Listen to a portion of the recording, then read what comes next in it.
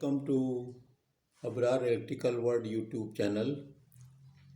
अब जैसा कि मैंने कहा था कि आरईएफ की जब मैंने वीडियो अपलोड की तो मैंने आपको बताया था कि मैं दोनों को एक साथ बना के एक डायग्राम पे आपको शो करूँगा।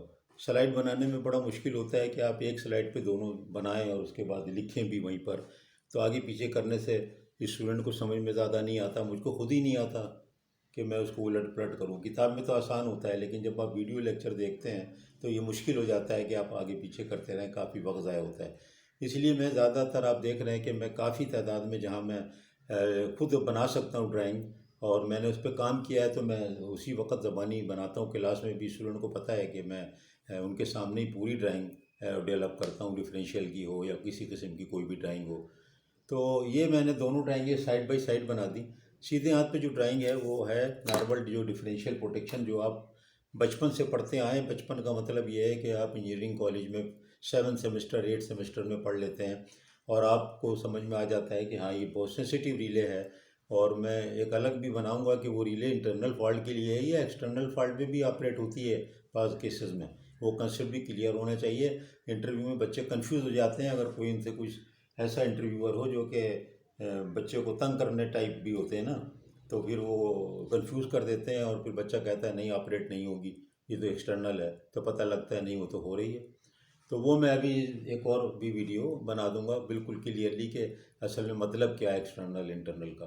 बहरहाल यहाँ देखें, ये एक रेगुलर रिले है।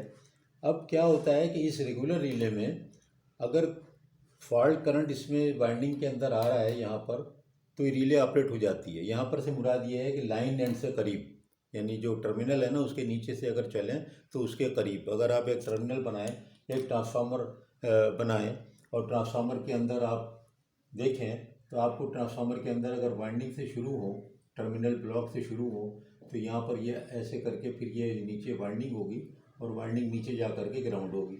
इसी तरह दूसरी भी होगी यहाँ पर, और इसी तरह यहाँ पर एक तीसरी भी बुशिंग होगी, और ये सारी वाइंडिंग इस तरह कनेक्टेड होंगी और नीचे जाने के बाद ये ग्राउंड हो जाएंगी। तो होता क्या है कि जब ये इस एरिया में फॉल्ट आता है तो ये तो वैसे ही ज़ीरो पोटेंशियल है। अगर यहाँ पहले दूसरे टर्न में फॉल्ट आता है तो ये सब ज़ीरो नहीं तो 10 वोल्ट 50 वोल्ट 100 वोल्ट 132 केवी है तो 1 वोल्ट 1 केवी। तो होता क्या है कि अगर इस हिस्से में फॉल्ट आ जाए, वाइंडिंग के अंदर ही है, लेकिन अगर फॉल्ट यहाँ कहीं आ जाए तो ये वोल्टेज इतना कम होता है, ये वोल्टेज इतना लो होता है क्रॉस कि ग्राउंड फॉल्ट करंट जो इसमें फ्लो होगा वो बहुत कम होता है। तो क्या नॉर्मल जो डिफरेंशियल रिले है वो इस फॉल्ट पे ऑपरेट नहीं करती। किस फॉल्ट पे? जो कि क्लोज टू न्यूट्रल हो। यहाँ पर देखें ये वोल्टेज आपका 132 केवी है या 220 है, लेकिन यहाँ पर तो आपका वोल्टेज जो है वो 0 वोल्ट है, क्योंकि ये तो न्यूट्रल है। और मेरा ड्राइंग बना करके लिखने का मकसद यही होता है कि मैं ये चीज़ें स्लाइड में शो करना मुश्किल होता है। इंटरेक्टिवली बच्चे को सब चीज़ें जब इकट्ठा बनी होती हैं तो इससे उनको मुश्किल होता है। तो मैंने वहाँ डायग्राम बनाई और यहाँ इसका देखें क्लेरिफिकेशन दे दिया आपको कि यार ये जब बहुत ही यहाँ पर उस हिस्से पे ट्रांसफार्मर है पूरा और नीचे जा कर के वो कनेक्टेड है और फिर वो ग्राउंड और कोर के साथ या ग्राउंड के साथ आपने अर्थ किया हुआ है ट्रांसफार्मर को, तो वाइंडिंग को भी तो आपने न्यूट्रल को अर्थ किया हुआ है। न्यूट्रल की वाइंडिंग को बाहर ले आते हैं, बज़ाहिर तो बाहर ले आते हैं न्यूट्रल को, यानी ये यहाँ ग्राउंड शो किया है ऐसा नहीं होगा, बल्कि ये ले आएंगे यहाँ और यहाँ पर एक और वाइंडिंग लगा देंगे छोटू, और छोटी वाइंडिंग पे लिख देंगे न्यूट्रल और इसको ले जाके ग्राउंड कर देंगे।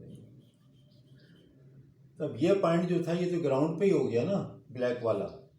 तो अगर कोई फॉल्ट इतने हिस्से में आता है जो मैंने आपको दिखाया, यहाँ पर फॉल्ट आ गया, टर्न टू टर्न शॉर्ट हो गया, तो फिर ये जो है यहाँ पर ये डिफरेंशियल रिले ब्लाइंड हो जाएगी, इनसेंसिटिव हो जाएगी, ब्लाइंड हो जाएगी, ब्लाइंड टू फॉल्ट,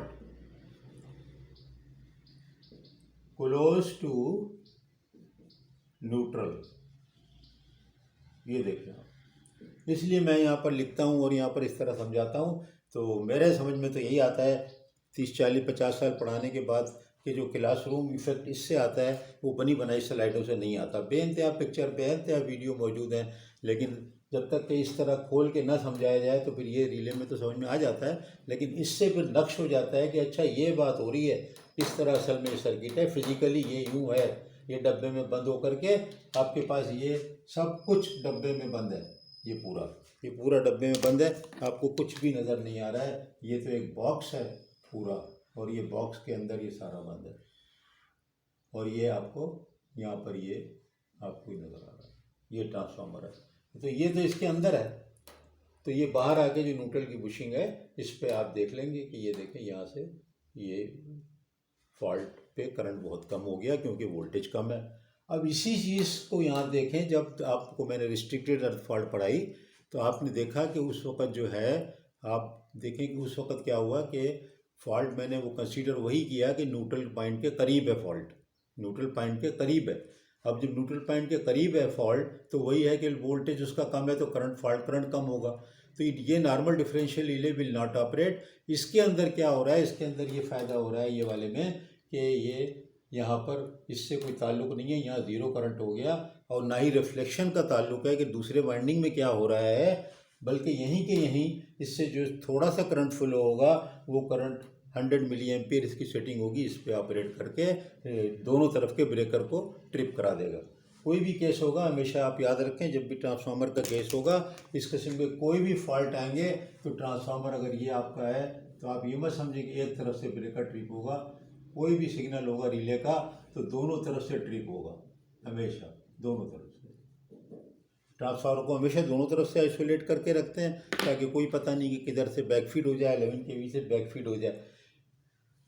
ये जो है नॉर्मल डिफरेंशियल, इस पर 20 से 30% तो आपकी इनिशियल सेटिंग होती है। कर्व में देखें ये स्ट्रेट लाइन, ये जो है इनिशियल मिसमैच, वो सीटी की बात तो छोड़ दें। बात ये है कि ट्रांसफार्मर के अपना जो है 132/11 है, 220/11 है। तो क्या हो रहा है कि वैसे ही जो करंट नॉर्मल है वो करंट डिफरेंस है, एक तरफ अगर फ़र्क करोगे 1900 एम्पियर है तो दूसरी तरफ जो है वो आ रहा है 90 एम्पियर। तो ऐसी सीटी तो नहीं होती, 40 एम्पियर पे ऐसे ही कुछ करंट होता है, 1800 और 90। तो अब क्या होगा कि एक तरफ अगर 40 एमवीए पे 180 है, दूसरी तरफ जो है वो 1800 है, तो ये तो सीटी नहीं मिलेगी ना। तो मैं लगाऊंगा 2000 की और 100 की, 200 की। अब वो जो सीटी ये लगेगी वो तो वहीं से एरर शुरू हो गया, क्योंकि वो तो मैंने उस सीटी को मजबूरी है मेरी, फिर मैं उससे रेशो निकालूंगा, फिर मैं इनको बैलेंस करूंगा, इनमें एरर होगा। तो इसलिए वो जो है वहाँ पर एरर ज़्यादा होते हैं। तो ये उनको बचने के लिए शुरू वाले एरर, ओरिजिनल सीटी का, ओरिजिनल करंट ट्रांसफार्मर के ओरिजिनल वाइंडिंग में वोल्टेज रेशो के फ़र्क की वजह से, टेप चेंजर की पोजीशन चेंज होने की वजह से जो करंट में डिफरेंस आता है प्राइमरी और सेकेंडरी में, वो यहाँ रिफ्लेक्ट होता है ये वाले में।